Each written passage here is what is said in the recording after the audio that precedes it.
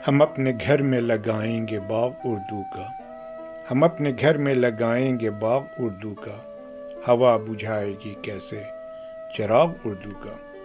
بزم گفتگو کے سامعین کو ہمارا آداب۔ میں یاسمین شمشاد، میں عمران علی اس بزم میں آپ کا استقبال کرتا ہوں۔ بڑی بھی آج آپ کا مزاج بہت خوشگوار نظر آ رہا ہے، کیا بات ہے؟ میاں ایک شعر سنو۔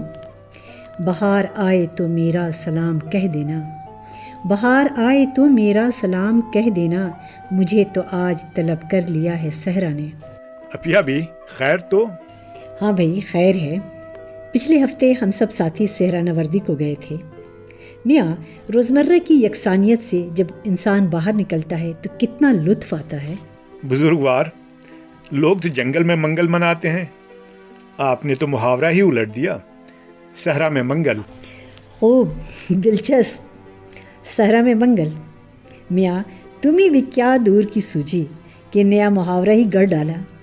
تمہارے ہم نام ہمارے ایک سامع نے بھی محاوروں کی بزم میں یہ پیغام دیا تھا کہ ہمیں بھی ایک نیا محاورہ سوچا ہے، محاوروں کی بزم سجانا۔ اب تم نے بھی ایک کا اضافہ کر دیا۔ خوب، ہم نامی ٹھہرے جو۔ اپیا بھی صحرا پہ ایک شعر یاد آیا۔ غزالہ تم تو واقف ہو کہو مجنوں کے مرنے کی، غزالہ تم تو واقف ہو کہو مجنوں کے مرنے کی، دیوانہ مر گیا آخر کو ویرانے پہ کیا گزری۔ میاں جانتے ہو یہ تاریخی شعر راجہ رام نارائن موضوع کا ہے، جو عظیم آباد کے صوبے دار تھے، اور یہ شعر انہوں نے سراج الدولہ کی شہادت پہ کہا تھا۔ اس شعر نے ان کے نام کو زندہ جاوید کر دیا۔ ارے بڑی بھی یہ تو بتائیں کہ صحرا میں منگل کیسا رہا؟ ارے میاں تم تو ہاتھ دھو کے منگل کے پیچھے پڑ گئے۔ مزے کی بات یہ ہے کہ وہ دن بھی منگل کا ہی تھا۔ سنو بھائی، جب یہ صحرا کی سیر کی باتیں ہو رہی تھیں تو ایک پیغام ہمارے نام آیا کہ بزم گفتگو کی ایک نشست کیوں نہ صحرا میں بھی ہو۔ پھر کیا، مجھے بھی تحریک مل گئی اور بقول تمہارے صحرا میں منگل منایا گیا۔ یہ تو بہت ہی اچھا موقع تھا سامعین کے خیالات جاننے کا۔ کیا آپ کی باتیں اس سلسلے میں کچھ ہوئی بھی تھیں؟ میں بھلا یہ موقع کیوں گواتی؟ اپنے تام جھام کے ساتھ گئی، سب سے باتیں ہوئیں، وہ باتیں ہم نے ریکارڈ بھی کی تھیں، مگر کچھ سبب ایسے ہیں کہ اسے سنا نہیں سکتی، معذرت کے ساتھ۔ لیکن میاں ان لوگوں کے خیالات جس کا اظہار انہوں نے کیا دوران گفتگو، وہ سناتی ہوں۔ ارے بڑی بھی آپ نے بہت لمبی چوڑی تمہید باندھ دی، اب کچھ باتیں بھی تو سنائیں۔ سنو میاں، ہماری ایک سامع عائشہ بانو نے کہا کہ وہ اردو زبان سے بےحد لگاؤ رکھتی ہیں، اور ایک عرصے کے بعد اس طرح کا کوئی پروگرام ترتیب پایا ہے تو اس صحرا میں ایک ایسی نشست ہونی چاہیے جو اس صحرا کو گلشن بنا دے۔ میاں یہ وہی صاحبہ ہیں جن کا پیغام آیا تھا ہمارے نام۔ مزید یہ بھی کہا کہ اردو ہماری مادری زبان ہے۔ انہوں نے اس بات پر بھی زور دیا کہ اردو زبان کو رومن رسم الخط کے بجائے اردو رسم الخط میں لکھنا چاہیے۔ بات چیت اردو زبان میں ہو، اردو کی کتابیں پڑھی جائیں، بچوں کو پڑھائی جائیں، لوگوں میں زبان سیکھنے کا ذوق اور شوق پیدا کیا جائے، محفلوں کا بھی اہتمام کیا جائے جس میں صرف اپنی زبان بولی جائے۔ یہ ہماری اردو سے محبت کا ایک خوبصورت اظہار ہوگا۔ بڑی بھی مجھے لگتا ہے کہ صحرا میں منگل کے بجائے اردو کی ایک محفل سجی تھی۔ دوران گفتگو عائشہ بانو نے انور جلال پوری کا ایک خوبصورت سا شعر سنایا۔ سنو میاں۔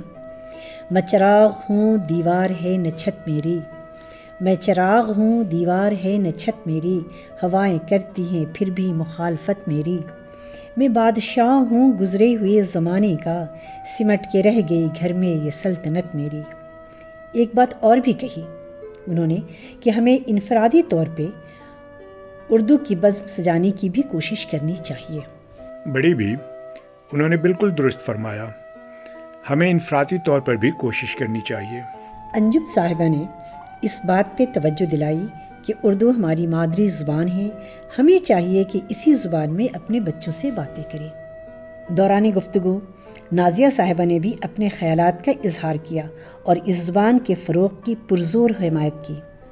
ترنم صاحبہ نے اپنے خیال کا کچھ یوں اظہار کیا کہ اردو زبان کو ہمیں اپنے گھر میں واپس لانا چاہیے، اور اس کے لیے والدین کو یہ خاص خیال رکھنا ہوگا کہ ہم گھر میں آپس میں اردو زبان بولیں۔ ڈاکٹر مہوش کا یہ خیال ہے کہ ہماری کوشش یہ ہو کہ بچوں کو اردو کی تعلیم باقاعدہ دی جائے، اس کا شوق جگایا جائے۔ اس زبان کا ادب بہت وسیع ہے، اس کی حفاظت کی جائے۔ باتوں باتوں میں شکیبہ صاحبہ نے کہا کہ اردو نہایت شیریں زبان ہے اور ہمیں یہ کوشش کرنی چاہیے کہ نئی نسل کو اردو زبان سے آشنا کرائیں، کیونکہ یہ زبان اپنے ساتھ ایک تہذیب رکھتی ہے۔ اور اس مشورے سے بھی نوازا میاں کہ آپ ایک کلاس اردو کی بھی لیں۔ بڑی بھی لوگوں کے خیالات تو ہمارے لیے کافی حوصلہ افزا ہیں۔ تبسم عثمانی صاحبہ نے یہ مشورہ دیا کہ بزم گفتگو کی نشست میں کچھ تاریخی باتیں بھی ہوں اور اخلاقی قصے بھی سنائے جائیں، اور اس بات پہ بھی زور دیا کہ ہمارا جو تاریخی سرمایہ ہے اس سے مستفید ہونے کے لیے بھی ہمیں اس زبان سے واقف ہونا بے حد ضروری ہے، اور ہمیں مشترکہ طور پہ اس کام کے لیے آگے آنا چاہیے۔ ہاں میاں، یہ تو رہی وہ باتیں جو صحرا میں ہوئیں۔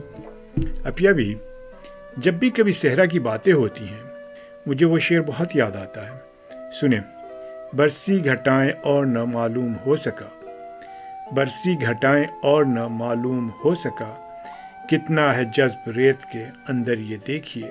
بہت خوب میاں۔ دن بھر کے ہنگامے کے بعد جب ہلچل ٹھہری اور رات ذرا بھیگنے لگی تو صحرا کا عالم ہی کچھ اور تھا۔ کیا بتاؤں، شاید وہ کیفیت لفظوں میں ادا نہ ہو سکے۔ کتابوں میں جو پڑھتے آئے ہیں کہ صحرا کی رات کا ایک اپنا ہی فسو ہوتا ہے، وہ محسوس کیا، ایک بھید بھری خاموشی۔ پھر یہ خیال آیا کہ آج ہم ترقی کے دور میں جی رہے ہیں جب ساری سہولتیں میسر ہیں۔ تصور کریں بڑی بھی، پچھلے زمانے قافلے کی صورت میں پیدل اور اونٹوں پہ صحرا کا سفر کتنا مشکل ہوتا ہوگا۔ ہاں میاں، اس سوچ سے تو ایک جھرجھری کی سی کیفیت پیدا ہوتی ہے۔ خدا کی دنیا کمال کی ہے، کبھی غور کرنا میاں، بنانے والے نے کیا کچھ بنایا ہے۔ بڑی بھی اب صحرا کی گفتگو کو یہیں سمیٹتے ہیں اور سامعین سے اجازت لیتے ہیں اس شعر کے ساتھ۔ بولی ہے رابطے کی یہی جوڑتی ہے دل، بولی ہے رابطے کی یہی جوڑتی ہے دل، ہر دل میں ایسا مان ہے اردو زبان کا۔ خدا حافظ۔ خدا حافظ۔